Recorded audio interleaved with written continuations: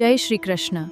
પવિત્ર અધિક માસ એટલે કે પુરુષોત્તમ માસનો પાવન સમય ચાલી રહ્યો છે. આ મહિનો ભગવાન શ્રી હરિને અત્યંત પ્રિય માનવામાં આવે છે. પુરુષોત્તમ માસ દરમિયાન ભક્તો ભગવાન શ્રી કૃષ્ણની ભક્તિમાં લીન થઈ જાય છે અને ધર્મ, સેવા તથા સદકર્મ તરફ જીવનને નવી પ્રેરણા આપે છે. અને આજે આપણે સાંભળવાના છીએ સાસુ અને વહુની એક હૃદયસ્પર્શી કથા, જે આપણને ભક્તિ અને વડીલોના સન્માનનો સાચો પાઠ શીખવે છે. છેલ્લે સુધી જરૂર જોતા રહેજો, કારણ કે આ કથા આપણને સાચી ભક્તિ, દયા અને શ્રદ્ધાનો મહિમા સમજાવશે. બોલો પુરુષોત્તમ ભગવાનની જય. એક નાના ગામમાં એક વૃદ્ધ સાસુ અને તેની વહુ રહેતા હતા. સાસુ ખૂબ જ ધાર્મિક અને ભક્તિમય સ્વભાવની હતી.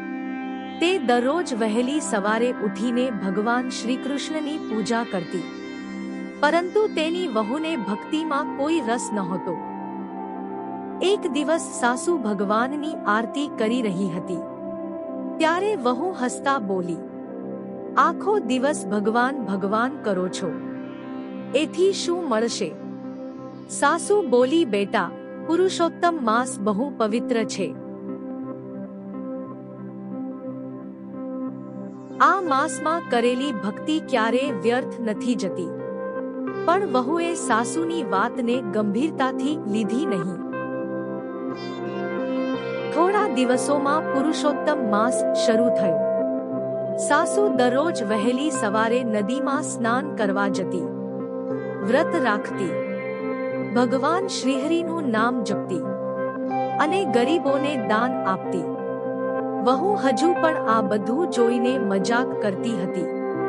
વહુ હસતા બોલી, "ઉપવાસ કરવાથી ઘરમાં ધન આવી જશે શું?" સાસુ બોલી, "બેટા, ભગવાન પર વિશ્વાસ રાખવો જોઈએ બેટા." થોડા દિવસોમાં તેમના ઘરમાં મુશ્કેલીઓ શરૂ થઈ. અન્ન ઓછું થવા લાગ્યું, પૈસાની તંગી વધી ગઈ, ઘરમાં અશાંતિ ફેલાઈ ગઈ. વહુ હવે ખૂબ ચિંતિત રહેવા લાગી.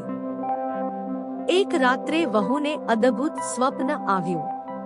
તેને ભગવાન શ્રીકૃષ્ણના દિવ્ય દર્શન થયા. ભગવાન શ્રીકૃષ્ણ બોલ્યા, "તારી સાસુ મારી સાચી ભક્ત છે. તે નિષ્ઠાથી પુરુષોત્તમ માસનું વ્રત કરે છે, પરંતુ તું તેની ભક્તિનો અપમાન કરે છે. ભક્તનો અપમાન કરનારને સુખ મળતું નથી." ભગવાનની વાત સાંભળીને વહુ ખૂબ ડરી ગઈ. વહુને પોતાની ભૂલ સમજાય છે. સવારે ઉઠતાની સાથે જ વહુ સાસુ પાસે દોડી ગઈ. વહુ બોલી, "માતા, મને માફ કરી દો. મેં અજ્ઞાનતામાં તમારી ભક્તિનો અપમાન કર્યો." સાસુ બોલી, "બેટા, ભગવાન ખૂબ દયાળુ છે બેટા. સાચા મનથી ભક્તિ કરશો તો બધું સારું થશે."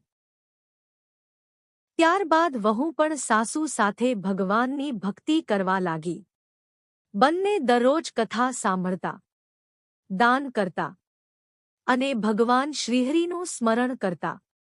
ઘરમાં સુખ શાંતિ પાછી આવે છે. આ કથાથી આપણને શીખવા મળે છે કે ક્યારેય ભક્તિનો મજાક ન કરવો જોઈએ, વડીલોનો સન્માન કરવો જોઈએ અને પુરુષોત્તમ માસમાં ભક્તિ જરૂર કરવી જોઈએ. બોલો પુરુષોત્તમ ભગવાનની જય. તો મિત્રો, જો તમને આ પવિત્ર કથા ગમી હોય તો વિડીયોને લાઈક કરો, શેર કરો અને ચેનલને સબસ્ક્રાઇબ જરૂર કરજો.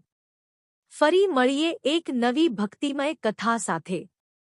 જય શ્રી કૃષ્ણ. બોલો પુરુષોત્તમ ભગવાનની જય.